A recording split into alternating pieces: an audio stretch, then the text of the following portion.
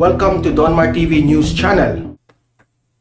Magandang hapon po sa inyong lahat. It's 12 noon here in the Philippines at may ipapakita akong video sa inyo na itong mga magsasaka ay nagrereklamo na sa ginawa dito sa ating Presidente Bongbong Marcos na nag-i-import ng sibuyas na alam naman natin ay problema ngayon dito sa Pilipinas ang sibuyas, no?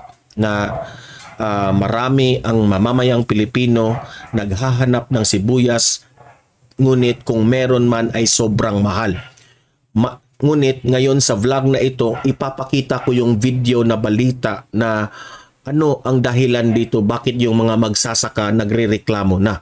At ipapakita ko rin itong video na nagsalita na itong si Presidente Bongbong Marcos kung bakit they are forced to import sibuyas, no? So alamin natin kung sino ang tama sa kanila, kung sinong mali sa kanila, at magre-react tayo dyan, okay? Pero bago natin ito itatalakay guys, help me na i-like at i-share itong video natin sa Facebook at sa YouTube para kakalat ito sa taong bayan, okay? Sabay-sabay tayong mag-like and share.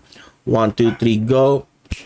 Thank you very much. And also guys, itong Donmar TV sa Facebook at sa YouTube, please consider na i-subscribe at i-follow ito para lagi kayong updated sa mga balita ng ating presidente at mga balita na kagaya nito. Okay?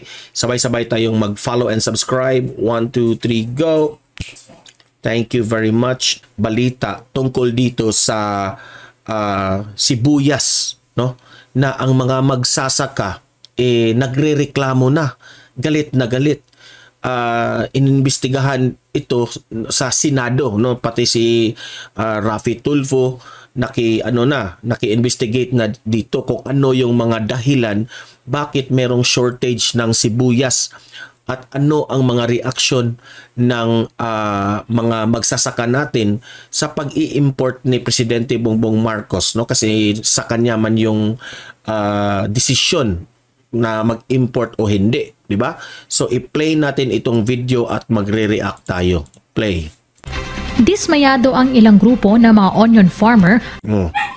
Dismayado ang mga onion farmers At mga senador sa Department of Agriculture o DA sa pagdinig ng Senate Committee on Agriculture kaugnay ng mataas na presyo ng sibuyas sa merkado.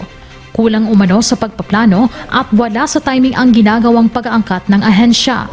Kulang raw ang sinabihan dito yung Department of Agriculture, mainly itong si Presidente Bongbong Marcos, na kulang sa plano yung pag-aangkat.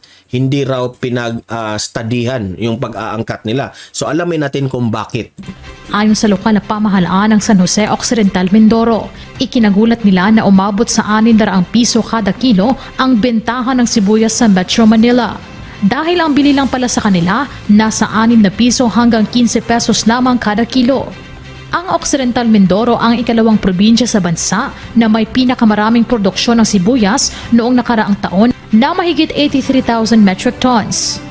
Kaya talaga pong ganun na lang po ang pagkadismaya ng amin po mga magsasaka sa amin pong lalawigan, particular sa San Jose Occidental Mindoro. Sobrang pinagsamantalahan po ang presyo ng sibuyas. During po ng harvest season, wala po kaming nahanap na mga slot, na mga storage facilities dahil ang sabi po, puno na. Marami po mga sibuyas ang nagkandabulukan, itinapon sa mga tabi ng kalsada. Talaga pong sobra. So ayan ha, ang problema dito sa mga magsasaka, kasi hindi sila makapag-produce, no? Naging shortage dito sa Pilipinas ang mga sibuyas dahil dito sa storage facility, no? O cooling storage.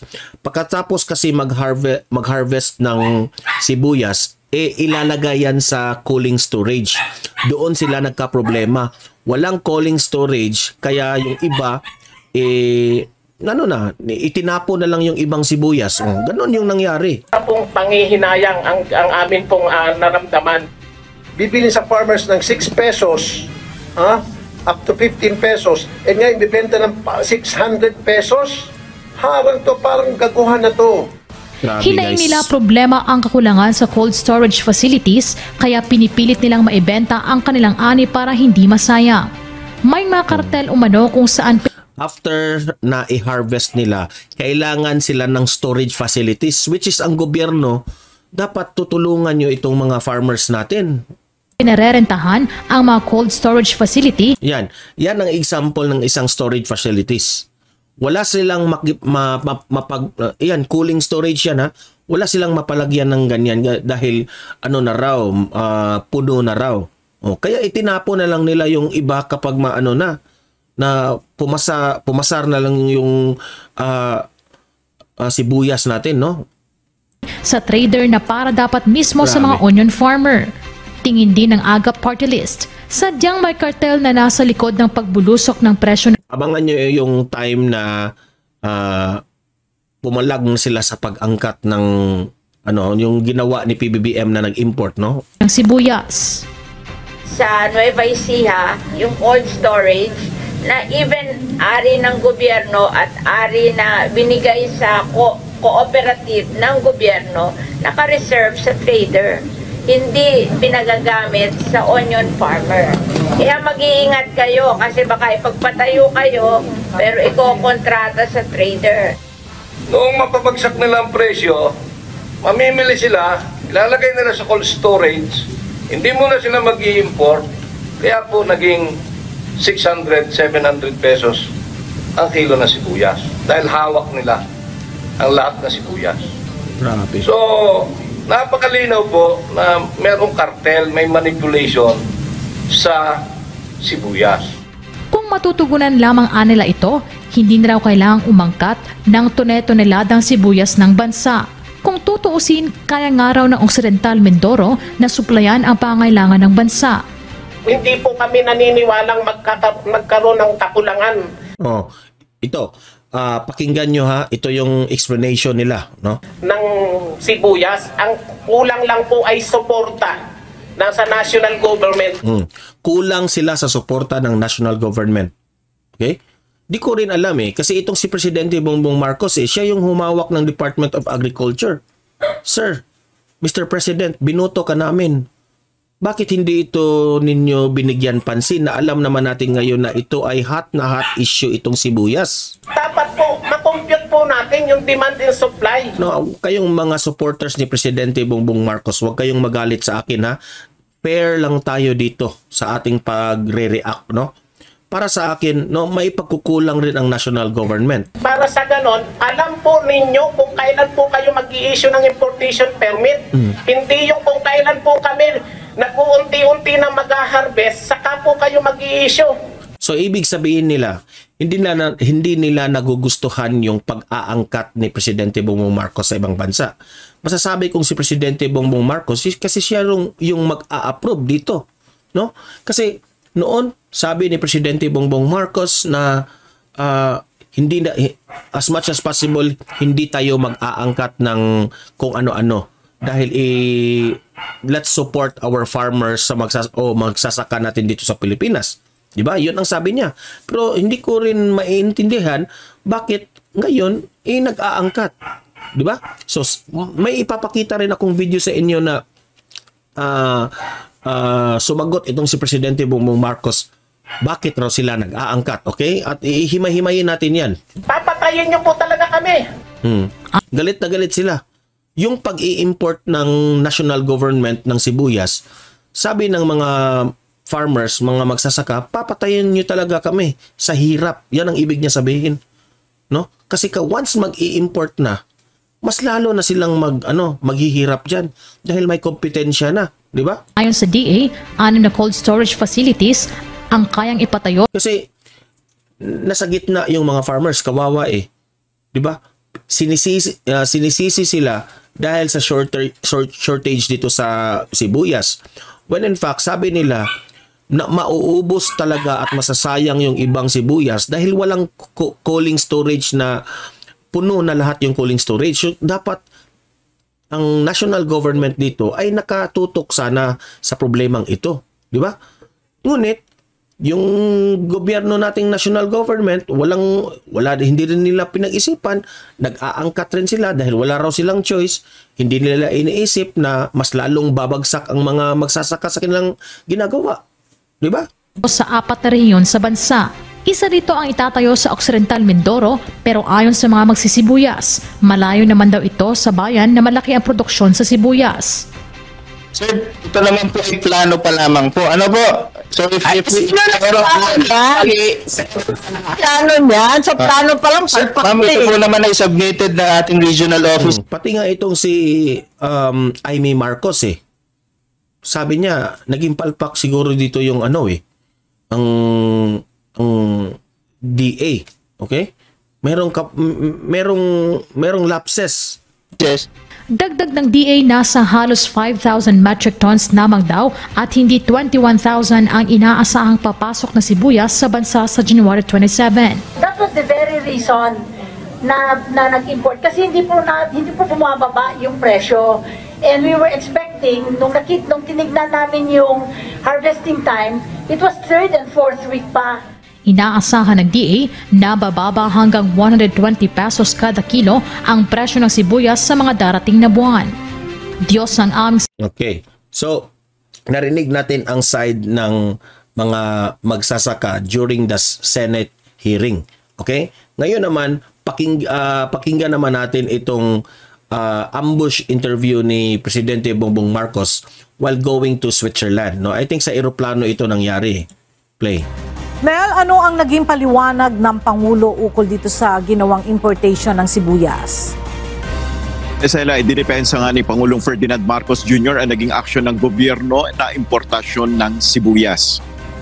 Sa media interview sa Pangulo habang papunta dito sa Switzerland, no choice anya ang gobyerno kundi mag-angkat dahil na rin... Sabi ni Presidente Bongbong Marcos, no choice ang gobyerno na mag-angkat ng sibuyas sa gap sa pagitan ng produksyon at demand ng produktong agrikultura sa bansa. Well, we were forced now again to import. The thing that we have to do is, I've been having Okay. I'll be very candid with you. Magre-react ako dyan Sabi ni Presidente Bongbong Marcos, no choice raw ang gobyerno o ang national government na mag-angkat ng sibuyas. No choice raw. Pero alam nyo ba kung ano ang epekto dito kapag mag-import tayo? No? Ang epekto dito is yung presyo ng sibuyas na yung mga imported na sibuyas, syempre, mura yan compare sa atin nung sa magsasaka dahil shortage nga, di ba? Ang epekto nito is itong imported na mga sibuyas, magkokompetensya ito sa mga presyo ng sarili nating sibuyas dito sa Pilipinas. Which is, yung mga magsasaka natin will be forced na, pilit nilang ibagsak rin ang kanilang presyo. Dahil kompetensya na yan Di ba? Import at saka yung atin. Kapag sila rin, kasi wala nang bibili sa kanilang wala nang magbibili sa kanila ng sibuyas dahil nga mahal ang sa kanila. So they will be forced na pababain yung presyo. So ang mangyari dyan, ipababa nila ang presyo, ibenta nila, tapos wala na. Malulugi na sila. Kaya nagmahalan ang sibuyas ngayon dahil nag-shortage. Kailangan rin nilang pataasin ng presyo ang sibuyas dahil nga to recover their loss sa kanilang pagbebenta. Marami kasi ang mga sibuyas na nasayang kasi walang cooling storage sila. Diba? Hindi natin alam kung how many tons of sibuyas ang itinapon lang dahil sa wala na silang paglalagyan ng cooling storage.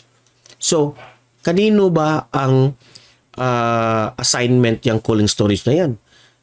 Dapat sa gobyerno yan. Magtayo sila ng maraming cooling storage. No? Hindi lang sa sibuyas. Sa marami pa nating what do you call that one? Marami pa kasi. Mayroong ahos, mayroong mga fruits, ganun. Diba? So, alam natin na ang demand ng tao dito sa Pilipinas when it comes to this ating food security ay lalong lumalaki every year. So dapat rin yung Department of Agriculture ay palakihin rin yung mga facilities natin. 'Di ba? Ganoon din yan eh. Dapat studyhan nyo muna bago kayo mag-angkat. Ang hirap malaman kasi depende kung sino ang kausap mo, whether or not we need to import. May nagsasabi, yung onion, hindi kailangan mag-import. Paano naman hindi tayo kailangan mag-import? Tignan mo yung production ng Pilipinas, tignan mo yung demand, malayo talaga. Oh. President, ako, suggestion ko sa inyo ha, ako pa sa inyo, President, you appoint somebody sa Department of Agriculture yung magaling. Kasi ikaw kasi yung nag-handle dyan sa DA eh. Kami naniniwala kami noon, no, na magaling kang mag-handle dyan sa DA. Pero ngunit ngayon, Mr. President, para sa amin, hindi mo kaya. Dahil marami kang trabaho. Hindi ko ibig sabihin na you don't have the brain to do it. You have the brain to do it. Pero sa sobrang busy mo, hindi mo yan lahat matututukan. Okay, yun lang ang sa aking opinion ha. Pwede akong magkamali, pwede akong tama dito. Pero ang sa akin, Mr. President, no, kailangan ka ng tao dyan na talagang tututok sa mga problema na yan. Yang pag-aangkat nyo ng sibuyas, para sa akin, mali nyo yan. Yes, you are forced to import sibuyas kasi hindi nyo binigyan pansin yung mga farmers na kailangan sila ng cooling storage. Nasasayang yung kanilang mga binibenta na mga sibuyas o ano paman. Okay? So it all boils down na mali pa rin ninyo. Yun opinion ko ito ha. Oh.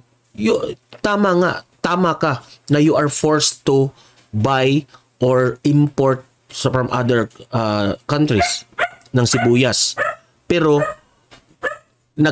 yung pag-import mo resulta yan kasi pinabayaan nyo itong mga magsasaka na hindi niyo binigyan kung ano yung mga kailangan nila, especially yung cooling storage na yan. Sinubukan natin na makuha lahat ng mga smuggled pero kulang pa rin kasi hindi rin natin nagamit yung smuggled. So talaga, we are forced to import. So that's what they're doing. Sa kabila nito, ayon sa Pangulo, humahanap na anya ng paraan ng administrasyon upang mapataas ang produksyon ng sibuyas at iba pang produkto upang maiwasan na ang pag-aangkat. Tinitignan na rin ng Pangulo ang estratehiya ng ibang mga bansa at paggamit ng modernong teknolohiya kung papaano malalabanan ang pagpupuslit ng agri-products. The smuggling, yun talaga kailangan pa nating kailangan talagang isolve yun. Masyadong naganap ang smuggling din sa Pilipinas kahit na ini-smuggle. So we have to really look into that and we have some very good ideas. We see what the other people are doing in other countries and we can use some of the strategies that they're using. I think the digitalization of the Bureau of Customs is going to be an important part. Sa usapin naman ng asukal, inanunsyo naman ni Pangulong Marcos na ang... Okay. Go back tayo dito sa sa akin lang, no? Tapos na tayo, narinig natin yung magsasaka, narinig natin yung ating presidente. Ang sa akin lang, sir, no? Ako, supporter ako sa inyo nung panahong eleksyon. Hanggang ngayon, supporter pa rin ako sa inyo. Ayokong babagsak ang administrasyon ni Presidente Bongbong Marcos. Kaya nga sinuportahan, no? Na naniniwala kami sa inyo. Ngunit dito sa parte ng agrikultura na ikaw yung humawak, parang masasabi ko dito, sir, kailangan mo talaga ng secretary dito, yung talagang magaling, no? Kasi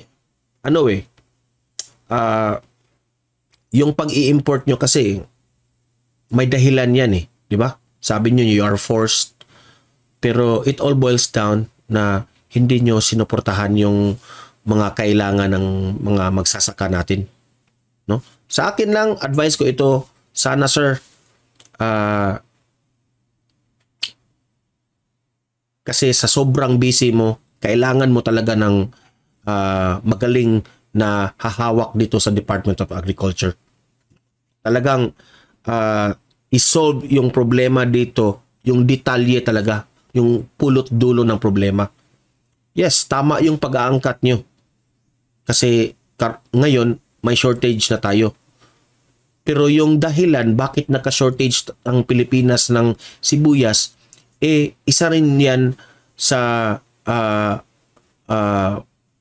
what do you call that? Symptoms, no? Na ang gobyerno ay kailangan ng mag-provide ng panibagong mga equipments at panibagong mga maintenance dito sa atin sa mga magsasaka. Example niyan yung cooling storage na yan. Okay? So yan ang pagkakaunawa ko dito sa dalawang panig. Yung sa magsasaka at dito sa kay Presidente Bongbong Marcos. Para sa akin, no, tama yung sinabi ng magsasaka dito. Okay? So, I hope sa mga audience ko dito, hindi kayo magagalit sa akin kasi fair lang tayo kahit nga, no? Let's be critical thinker, no?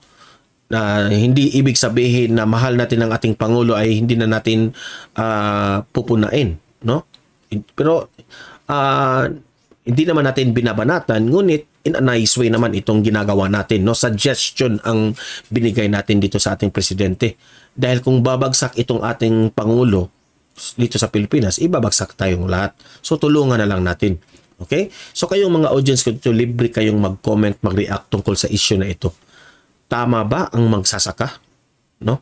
Na hindi sila binigyan pansin, yung cooling storage nga kulang, o tama yung sinabi ni Presidente Bongbong Marcos that they are forced na mag-angkat na lamang dahil hindi na raw makaproduce ng tamang numbers itong mga magsasaka natin ng sibuyas, di ba? So comment, mag-react, babasahin natin yan. Okay? Guys, see you in my next video. Mag-update tayo tungkol dito soon. So guys, have a great day and God bless everyone.